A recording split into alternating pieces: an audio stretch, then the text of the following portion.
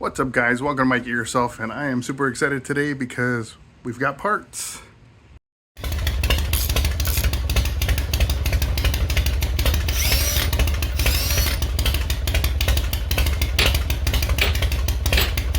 Damn it! Alright guys, so we finally picked up the passenger floorboards to put on the '07 Road King so we can get matchy-matchy with the rider floorboards. And of course, as I mentioned before, huge Willie G skull fan, so I gotta keep it real. We're gonna go with Willie G's here in the back. And really, it should be a simple job, I think. You can see how bad these are. These are chipped and beat up. But I think all we will need to do is unscrew these two screws, and I think that floorboard will come up. So let's find out. Alright guys, so hopefully this won't be too hard. I'm going to do it one-handed because I'm too lazy to get the tripod. But we'll undo these two screws here and see what we got. Now, I've never taken this apart, and I probably could have just looked it up. But that takes kind of all the fun away of learning. So hopefully we don't run into any surprises here. We'll see what's under this. Now, I'm assuming that these probably push in just like the rider floorboards do, and we'll confirm that as soon as we can get this screw off. Oh, okay, so it's a cover. Ah, all right. But I don't see any holes. Those look like pins. So it looks like really it's just the floorboard kind of just presses in. So we'll take a, you could probably do this with a flat head screwdriver. I'm using a, what do you call these things? Trim tab tool or trim tool. Trim tab, that's airplanes. To kind of see if I can dig this out here. So let me get the tripod to help out a little bit here. All right, so just because I said the word trim, I decided to bust out the trim kit tools that I have, and I saw this one. This one's pretty interesting, where it's like you slide it under, squeeze, and it pops it up. So I'm going to try this one and see if this helps out. So I'm going to go for the corners here. I'm assuming that's, I know for sure, at least it looks like from the bottom. Oh, there we go. Okay, and then we'll hit the sides. Oh, that's cool.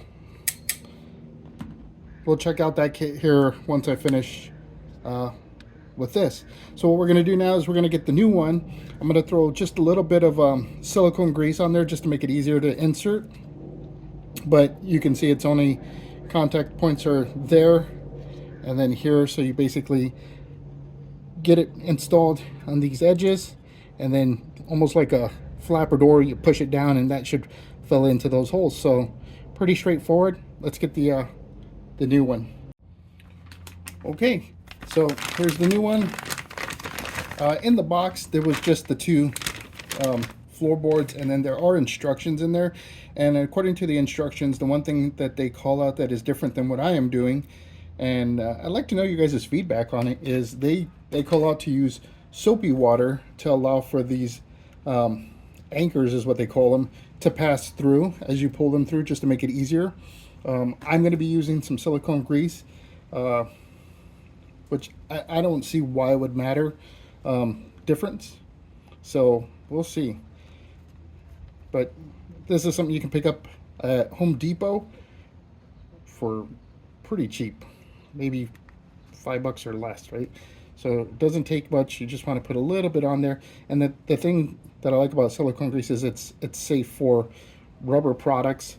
You would want to use it like doing some carb work for the carburetor O-rings and stuff like that. So that's kind of one of the reasons I choose to use it. And again, I don't use a whole bunch. I mean, you can see I'm barely putting anything on my finger. just enough to lubricate it up a little bit. All right, so now we should just be able to press these in. Let's try it out.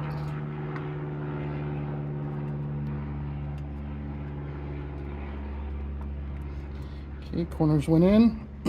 Let's flip up the bottom, and you got these little, I guess you can call them nipples, you can pull on. So you use some pliers. Just make sure you get that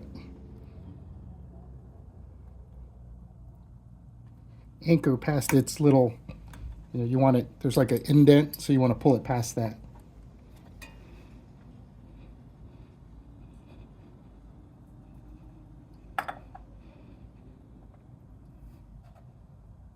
There we go. So now we can put this together, which will be just those 2 screws, and we should be good to go. So let's throw that on real quick. Normally I would say you want to clean these up while you have them off, and I still think that's a great idea to do. I have to do a cleanup anyway, so I'm not going to do that today. But it's something I would recommend is anytime you got this stuff off, it just makes it easier to access. So clean up that chrome while you can. Unless you're like me and you got other plans.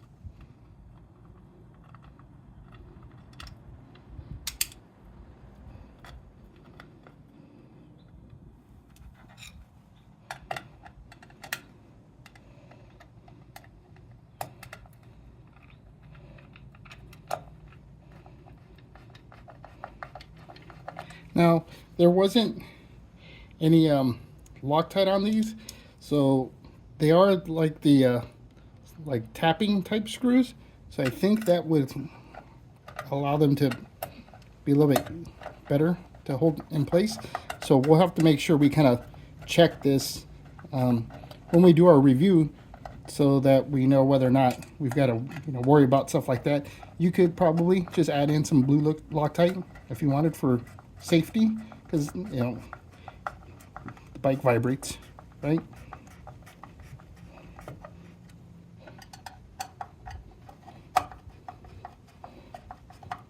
And if it does come off, worst cases, you lose this little bottom part, which, I mean, they're not cheap to replace, or at least I don't think so. At least if you want to get a Harley branded one, like these ones are, I'm sure you could probably find some pretty cheap knockoffs on Amazon or eBay. And there you go. Looking good. So let me knock out the other side and then we'll take a look at this thing. Alright guys, so before we take a look at what these things look like completely installed, I just wanted to go over the tools that we used. This is a very, very simple, I mean, look at how short this video is. It's a simple install to do. So really, we used the silicone grease, and that's just to help make it easier to pull those anchors through the floorboard. Some pliers just to grab those things to pull down on, those anchors. If you did want to take off the floorboard to work on it, it's a 5/16 Allen wrench, Phillips screwdriver, right? And then, as I mentioned, we used the panel trim kit. So this is super helpful. If you haven't seen my other video where I talk about using this stuff, this is really great because if you're doing things on your car or whatever and you don't want to scratch stuff up, this is where this really comes in. Now there are some metal tools, like this has got aluminum to it, but this was really helpful in separating things, and it's got some of the kind of not as great version of this. What's nice is this has got that little ball to slide down where you can get a little bit more leverage to kind of jack up your angle a little bit. And then it's got some other tools there. So this is a really great kit. Amazon, I think it was less than 20 bucks. So definitely worth its money. And then just to kind of touch on the instructions, these instructions actually cover both the front and the rear. But yeah, it's a no-brainer, guys. So there we go. They look great. They match up. and really just kind of complement each other. You know, as you know, there is the skull face on it, or the skull badge, so pay attention to what side you're putting on.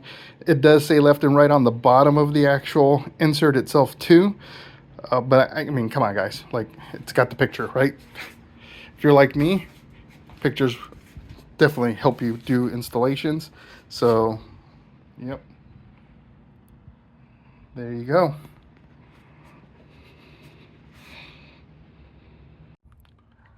All right, guys, so that's going to be a wrap for us today. Again, super simple installation, super short video. I hope you enjoyed it. Again, just bringing you some updates on the Cholo build that we're working on for this Road King here, and then also showing you how easy it is to do some of this stuff. Really hope it encourages you to do your own work on your bike to make it really yours, right? And kind of blood, sweat, and tears on it.